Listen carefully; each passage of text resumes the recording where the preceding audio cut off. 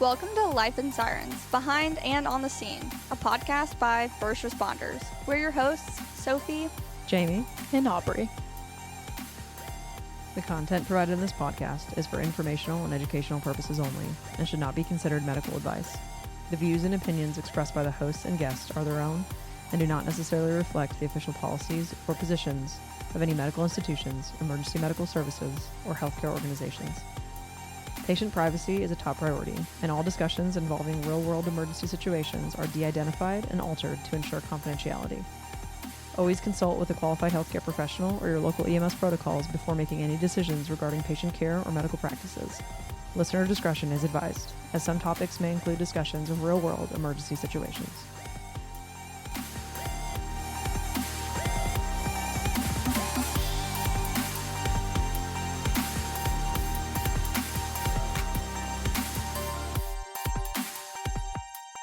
Alrighty, welcome to Life in Sirens, episode number 3, which is wild to think about. We're already on episode 3, week 3. On this episode, we will be discussing a very hot topic. I get this question frequently, and that is, does it ever get easier? And that is in regards to becoming a paramedic, becoming a new baby paramedic, evolving into an adult paramedic. Does it get easier? Life is not always the same, from baby fresh medic right out of school to grouchy old. I've been here for 35 years, but it gets different, I will say. So let's get into it. Ops is just out of school 1 year? Yeah, it's 1 year in August. This fall? Yeah. I think that we have, sitting right here, a pretty unique view because I just got out of school. You've been out of school for 3 years now. And then, James, you've been a paramedic for 7 years now. So we have a pretty good... What? It was 6. My bad. I can't count. I held up 6 fingers in case anyone's curious about that. She did her best, okay? Like we said, she's only been doing this for 1 year, so she's still learning math. Med math is hard. Not it. I'm joking. She's really good at it. Anyway, I think that we have a pretty good perspective. I think that the bridge from AEMT or EMT to paramedic is a very stressful one. You go from being able to do a lot of cool things but not having a lot of liability to being able to do all the cool things but having all the liability, and suddenly it is much more stressful. And the question that we are posing today is, does it get better? It never gets better. It does. It really does. It does. I know Jamie and I a couple of weeks ago were talking about how, like, we just wanted to be scared again. And that's kind of scary thing to say. It really does. Like, the scared feeling, you forget that feeling after a little while because it does get less scary. There's still some things that could be scary. Absolutely. But it overall gets less scary, and you realize that was adrenaline. And that's a fun feeling to have. Yeah. Well, and actually, like, when you first get out of school, the monotony is even scary. Like, just the tones dropping is scary. Mm-hmm. And that's what we mean. Like, I just want to be scared again. Like, I want the tones to drop, and I want to run to the truck. I want my belly to hurt. And be like, oh my gosh, what am I about to go on? Yeah. Instead of, like, the tones drop, and I'm like, who fell? Who fell down? Whose toe hurts? Yeah, my tummy still hurts all the time. Yeah, I mean, yeah. When I first got my medic, because, you know, we have beautiful technology like Apple Watches, the first week that I had my medic, I went back and looked at my heart rate every day that I was on shift, and you could tell when the tones dropped because my heart rate would jump up to like 160. It was crazy. I still look at that on some, like, really tough calls. Yeah. I'll be like, what was my heart rate during the middle of this chaos?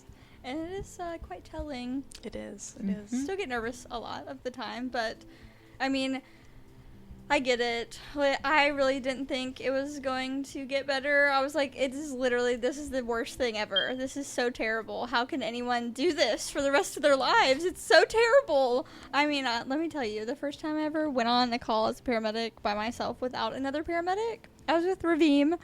Shout out to Raveem. He is quite far away from us now, but actually he's not. He's just 1 county away. But it was literally the most low acuity ALS call. It was nausea, vomiting, and it was fine. I did everything right, and then I got to the hospital, dropped the patient off, and I cried. I was like, I messed up. It was terrible. And Christopher, he did not know I was upset. He was like, this is amazing. You did so well. It was your first call as a paramedic. This is so wonderful. And he took a picture of me, and that picture hangs on the wall of the station to this day. But I will never forget that call because I do so many scarier things now, and I did so many scarier things that day. But man, that was the moment when I was like, this is the worst job ever. I had plenty of scared moments when I was still partners with Austin, but he was all of us. We were all partners with Austin at some point. I was never scared if he was there. No, he was like my safety net. And so I was comfortable with differentials. I was comfortable with skills. I just knew that if I messed it up, like Austin had my back. And he wasn't going to let me mess it up. And then I wasn't with them anymore. And I had to be very much in charge for a very long time. And I panicked a whole lot. And then year 2 of my medic license, you and I became partners. And that was like a game changer. But I still remember the feeling. We had a double code. And it's a call that we talked about in the last episode in the leadership. Aubrey, myself, and Austin were on. And I just remember looking at Austin, knowing that he was about to leave me. And I was going to be with this patient alone. And just gonna have to do it. And I was like, oh my. I really thought in that moment I was just gonna implode. I don't know why that's so scary. It is, I can't describe the fear, but it's probably the scariest moments of my life have been that in the truck. I don't know. You know what to do. You absolutely know what to do. And in any other moment when you're that terrified or that scared, or you're just like, your heart rate's 200 and you're like, here I go, you can escape. And every other moment where that happens, where you're like that fearful, you can be like, oh, I will try again tomorrow.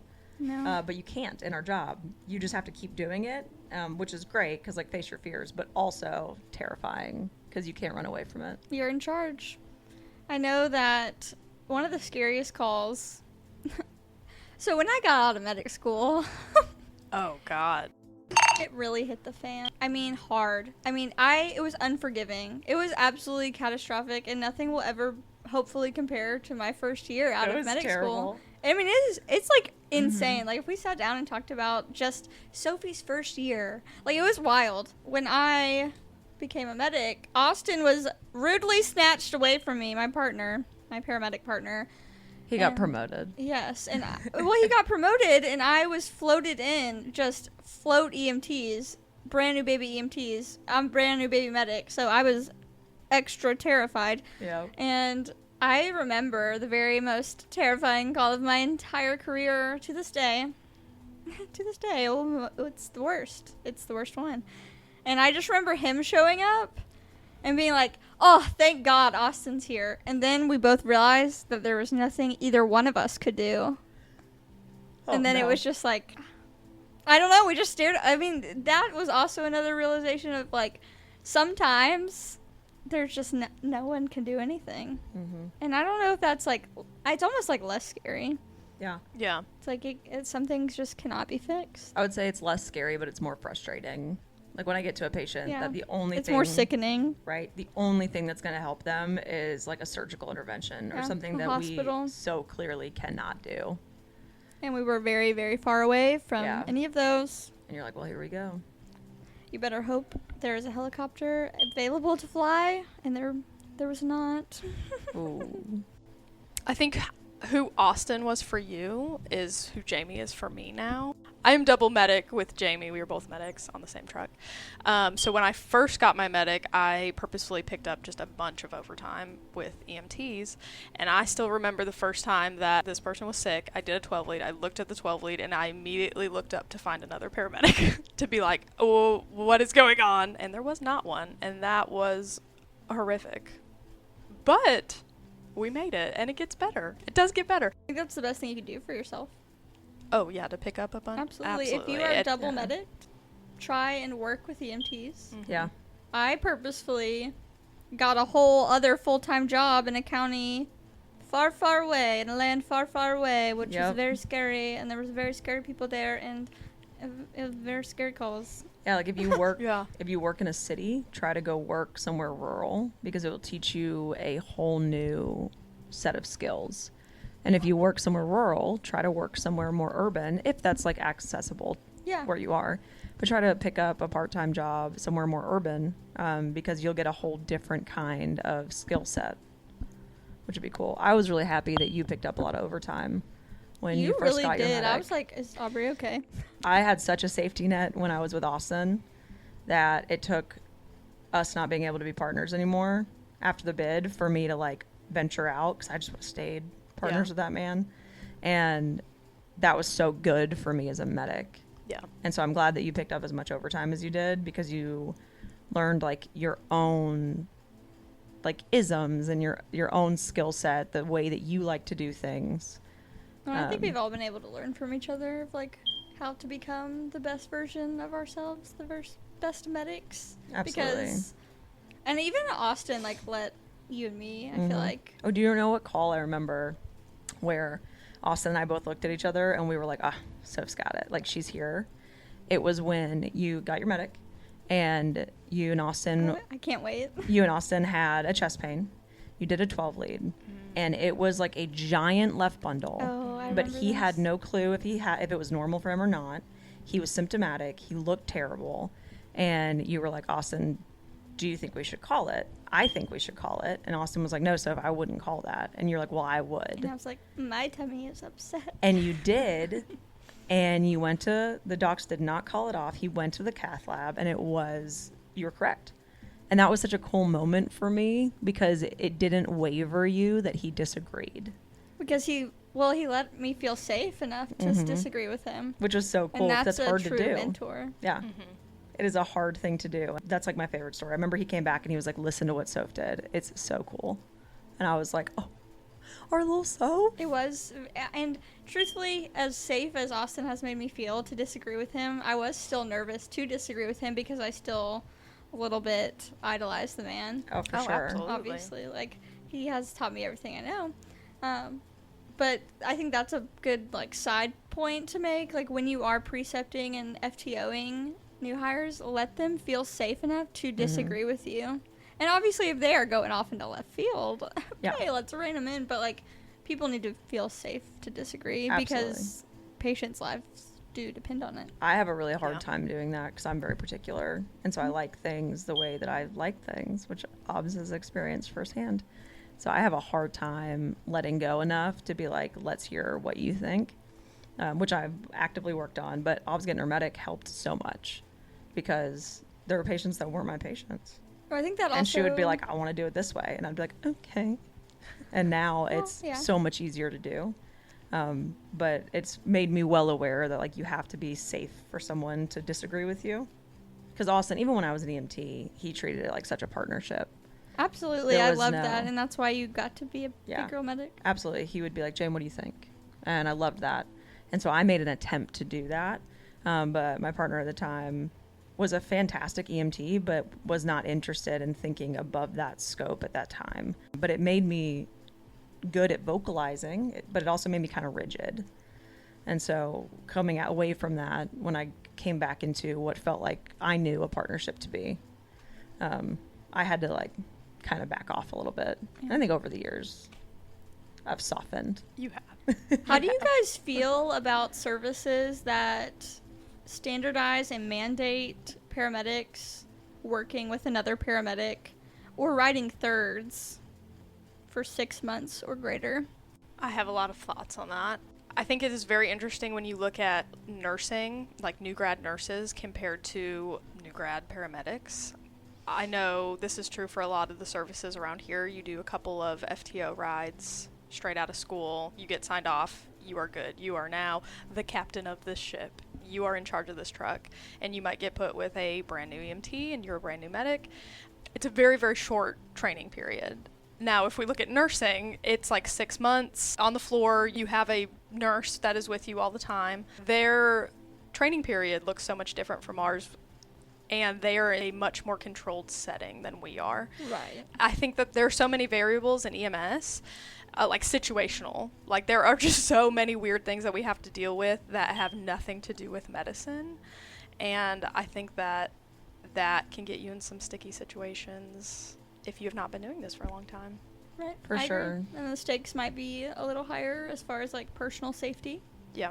Absolutely. And as far as resources, you have to really be a jack of all trades. You have to be a bit of a MacGyver. You have to be able to figure out how to manage a situation when you don't have something, or when you've ran out of something, or when you've used all of something on that call.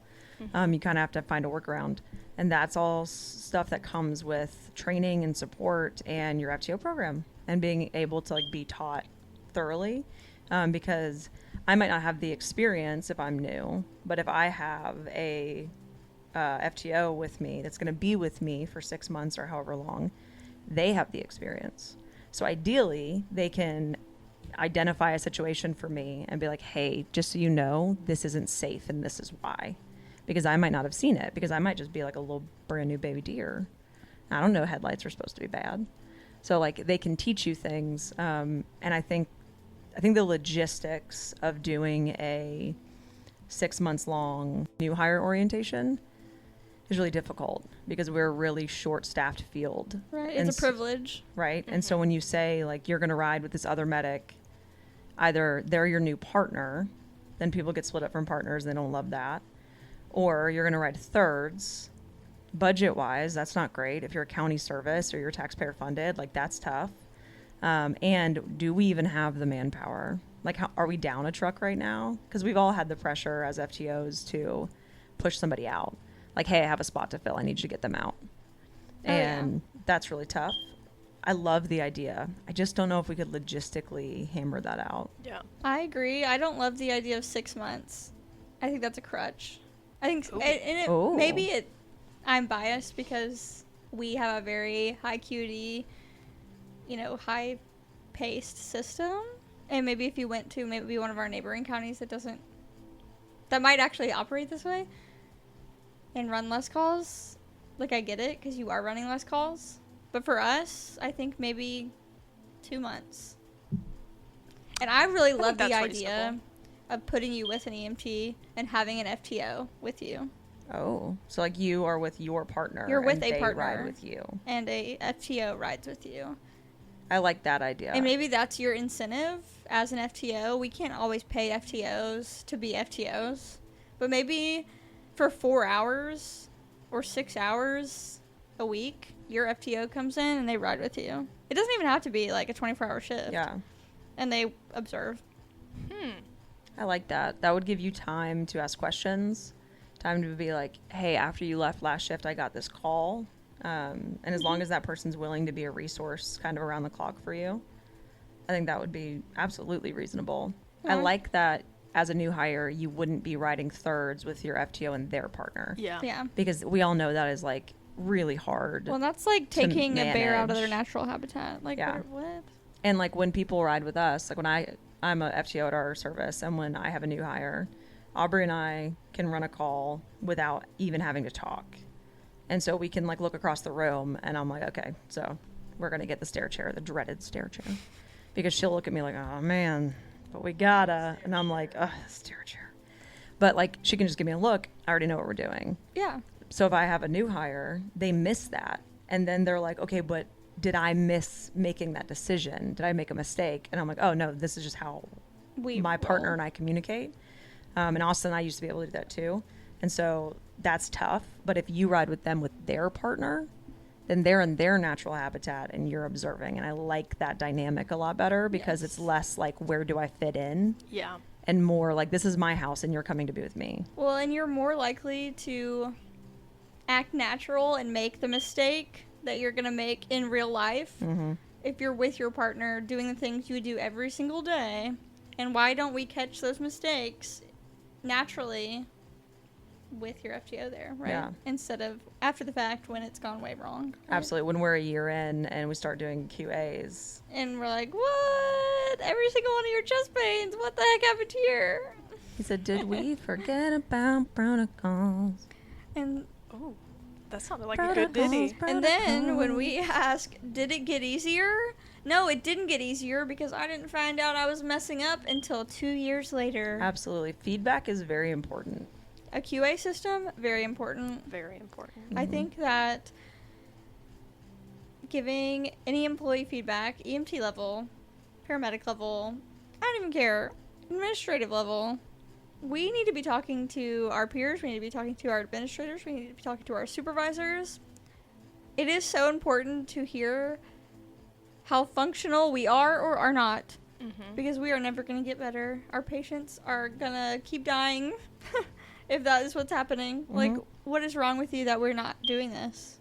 There is a service director in Alaska that moved there from a different part of the country and took over the service, and she did a talk called Bad Apples, and it was basically about like when people are not on board with what you're doing, how do you handle it? And it was fantastic. She's very charismatic. She's the editor for Gems. This woman is just a powerhouse of a human. Powerhouse.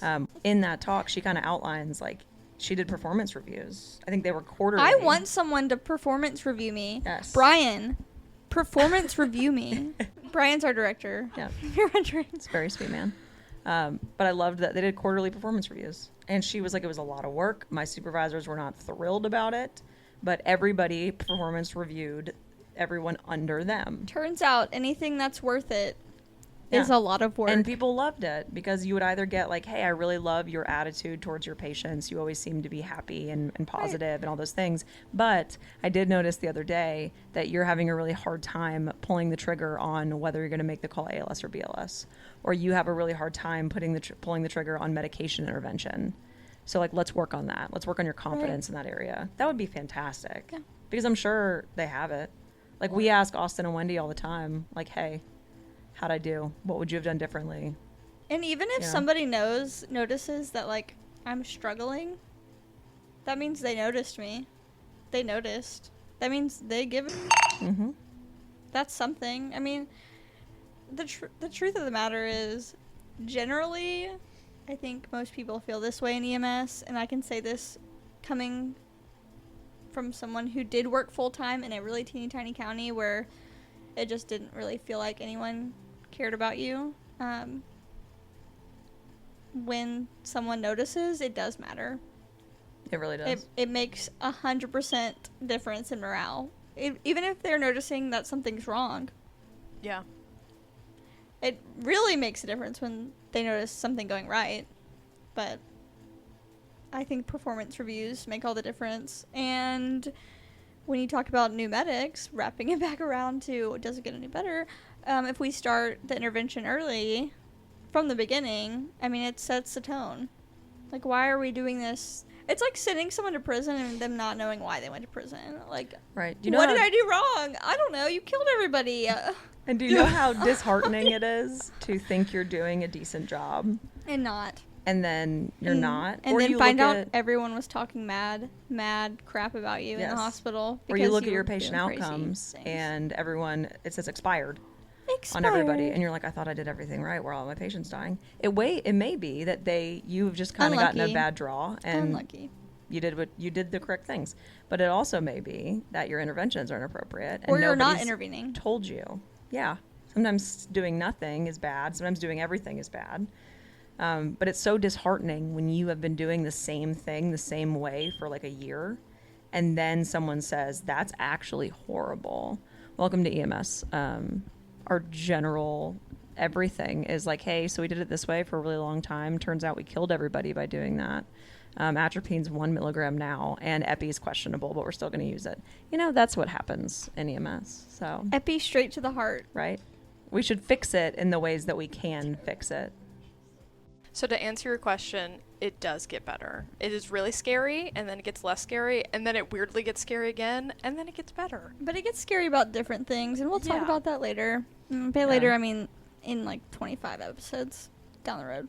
Because you're not ready for that. Not ready. Nobody's ready for that. But it does. It gets scary for different reasons. But it's kind of a good thing. Does it get better? Yes. It absolutely gets better. It gets so much better. And you start having so much fun. For sure. And you get more comfortable and you trust yourself more. And all of that's beautiful.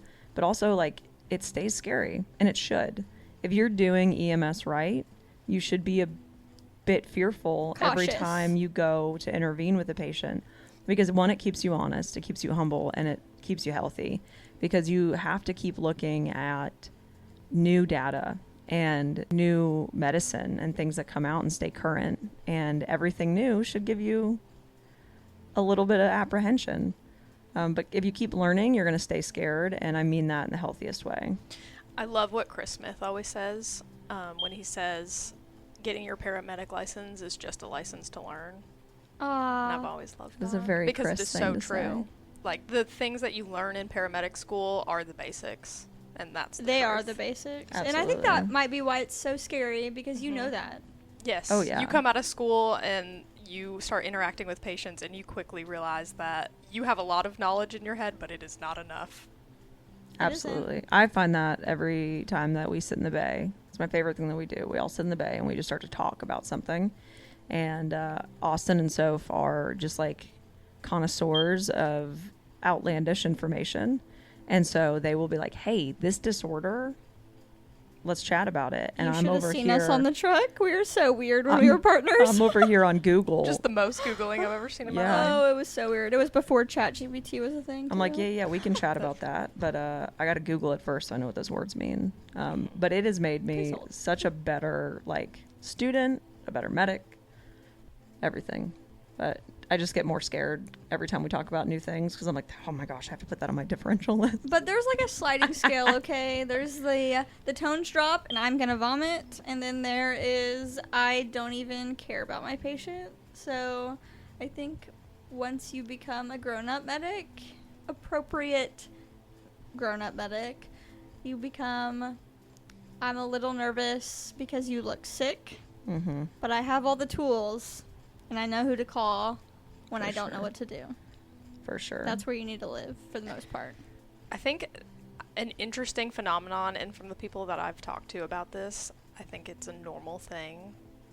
From what I've been told, maybe they were just trying to make me feel better. But when I first graduated medic school, I felt like I had a lot of knowledge. Like, I was very book smart, and I could rattle off all sorts of information. And with that came a lot of confidence. And then I had a lot of patient contacts, interacted with patients a lot, built up more confidence, and then all of a sudden, probably about like 7-8 months in, there was like this lull where you start to forget all the things from medic school that you don't use every day, and your confidence goes away. It does start to, deteriorate, and that should be a reminder that like you have to keep hitting the books, you have to keep up with research and medicine, and you have to surround yourself with people and maybe a service that cares about continuing education and cares about modern medicine and appropriate medicine and cares about what is right for the patient. And I think that we have that. I think so too. So what we're saying is find yourself some nerdy friends. Find yourself some nerdy friends. Really. Some weirdo EMS friends. You do. You got to find your tribe, especially in EMS, because it just gets really lonely. And I find this is true for men a lot more than it is true for women.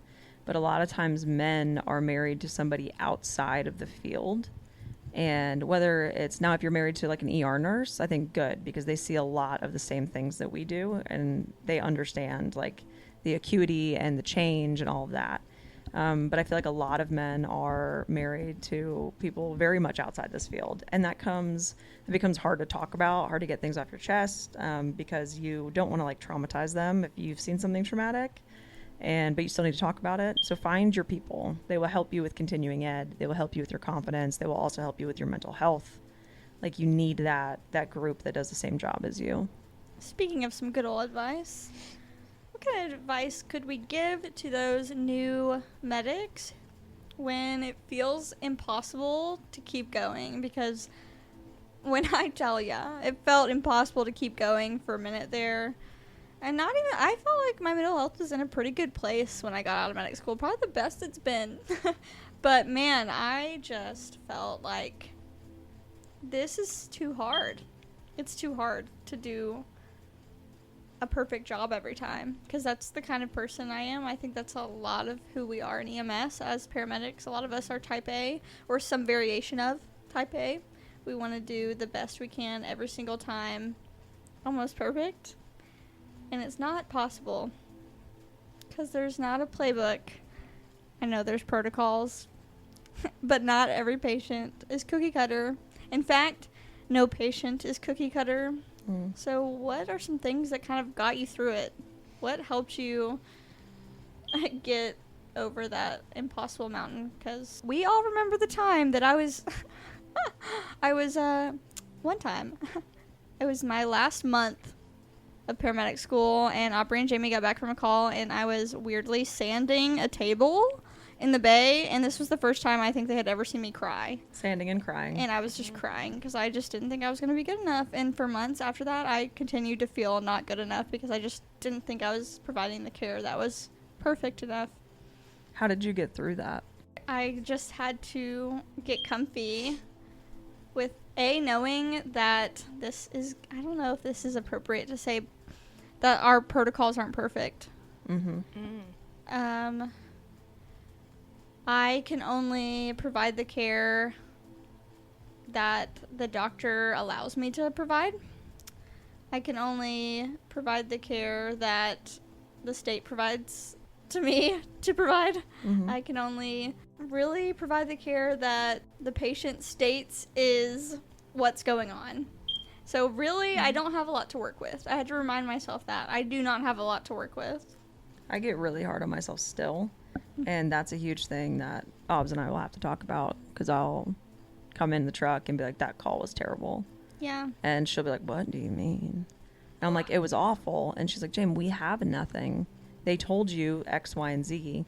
You went down the pathway of X, Y, and Z. And then at the very end, they said, oh, but actually F. And then you're scrambling trying to figure out this new system that they've mentioned, and you don't have any insight at all. And you've also only got like 30 minutes to figure it out. And I get really frustrated when we go into the ER and I look dumb, which is why being a new medic was hard for me, because I don't like to be bad at things. And so I'll get really frustrated when the patient changes their story, or maybe I just went down the wrong rabbit hole. And but that happens. I feel like I go in the ER and now I look dumb. And I'm like, oh my gosh, I will never recover from this. That was one of the hardest and things, then I do. Too. I will You're going to never. look dumb sometimes. And it's okay. And sometimes you follow a hunch or a gut feeling, and you go in there and you're advocating for that hunch or that gut feeling just because, like, you know. And sometimes you're wrong. And sometimes you're right, And and you still sometimes- look dumb because other people...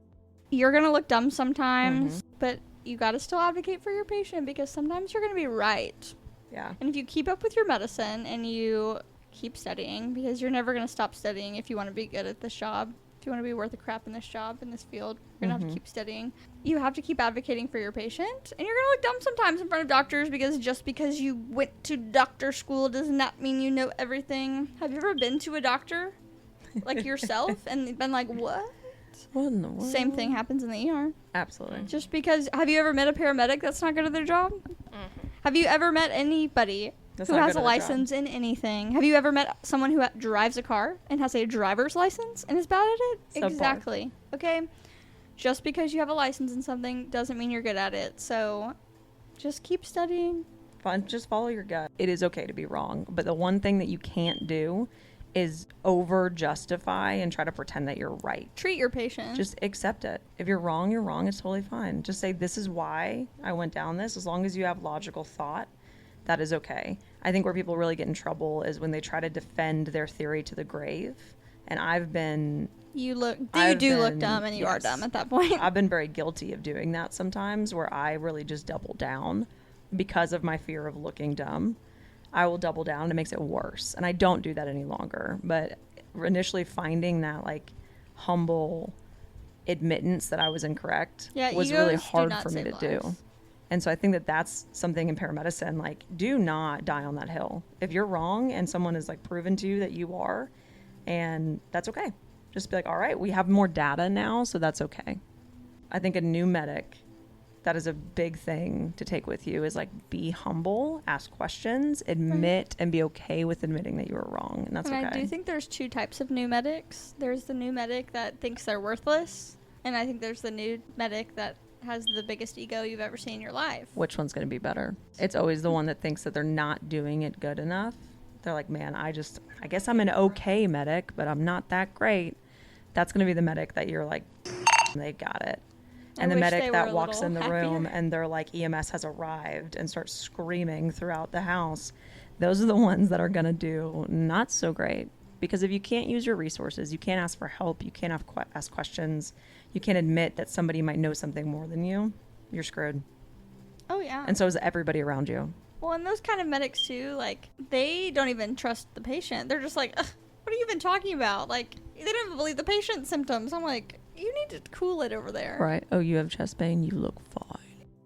My piece of advice, when I first got out of or even before I got out of medic school, I made myself like a literal binder with a bunch of references and like random stuff that I knew I would not remember, or stuff that I knew I would want to be able to quick reference on a call. And it's kind of like my comfort item. I carry it with me on every single call.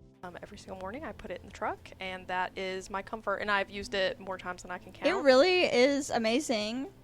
I love it too. Remember that one time We found Welland syndrome. and that was amazing.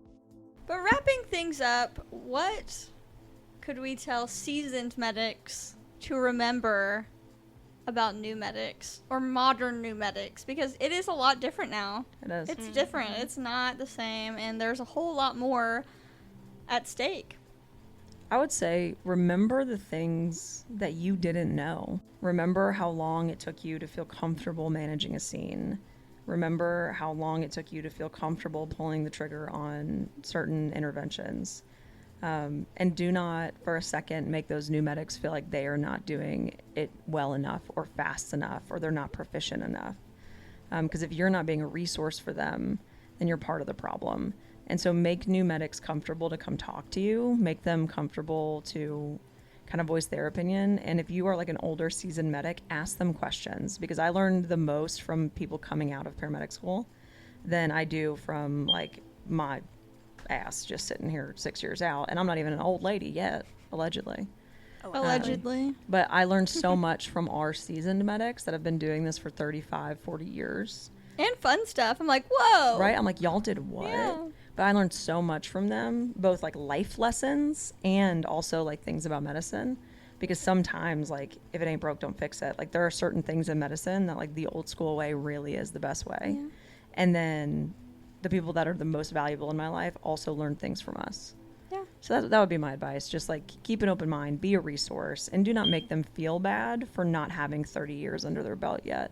Because if you do that, yes. maybe we won't have any more 30-year medics. Everyone because they was won't new. stay. Everyone was new Yeah. once. We were all EMTs. We were all brand new. We were all baby medics. Like, just be kind with them. And I think that's my biggest thing is remember how unkind they were to you when you were new. Right? You know, And remember don't ever. how people will be like, well, they just threw us to the wolves out there. You didn't even get no chances. They threw you to the wolves. They said sink or drown or swim or something. And we were like, oh my gosh, they did what? They just tied bricks to my feet and said, suck it up. Right? And they're like, Susie." so I'm throwing you a noodle, so you better be grateful for this noodle. I'm like, guys, that was bad. That's really That's not dangerous, good. actually. That's trauma talking. They shouldn't have done that to you, guys. Yeah, honey, and they're are you like, okay? well, I'm bitter for it. I said, maybe in some ways, but in other I ways, don't know about that. not so much. So let's not keep doing that. Let's not keep the generational EMS trauma going. Oof. Yes. You know, we don't need to be like coddle, love, you can't do anything wrong. But No, we do need that's to also dangerous. not tie Correct. cinder blocks to people's feet and throw them in the river. I feel like we can find a middle somewhere, middle Absolutely. ground. I think a great example of everything that you just said is Betsy. Betsy is a medic that has been Betsy. at our service for over 20 years.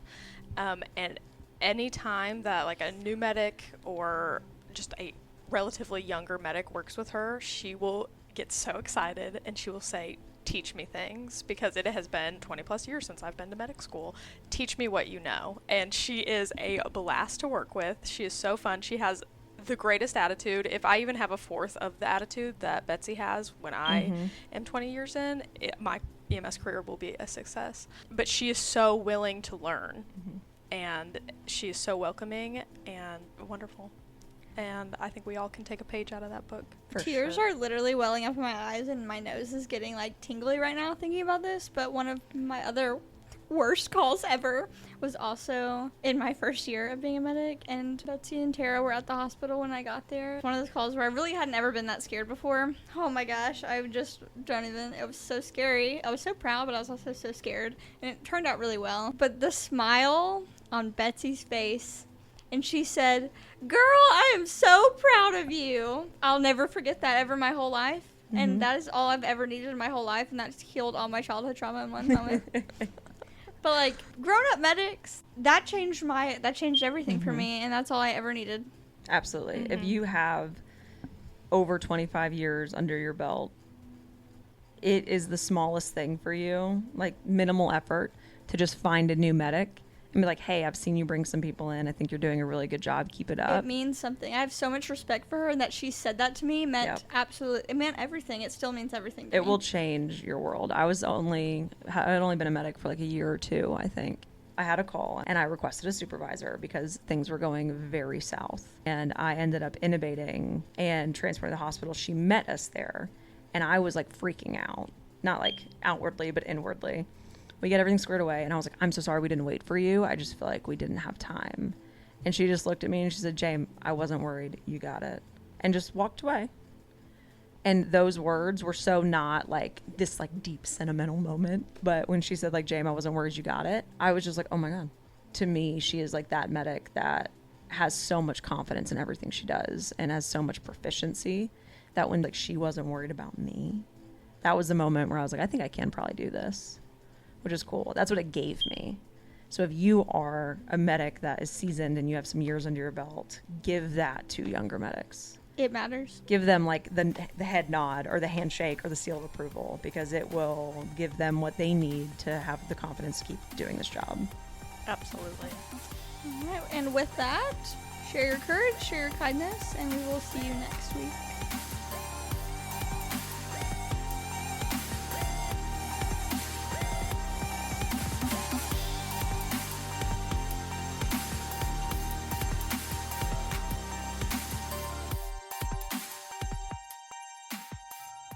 This has been Life in Sirens, produced by 3 nerds trying to bring you content that you might actually care about.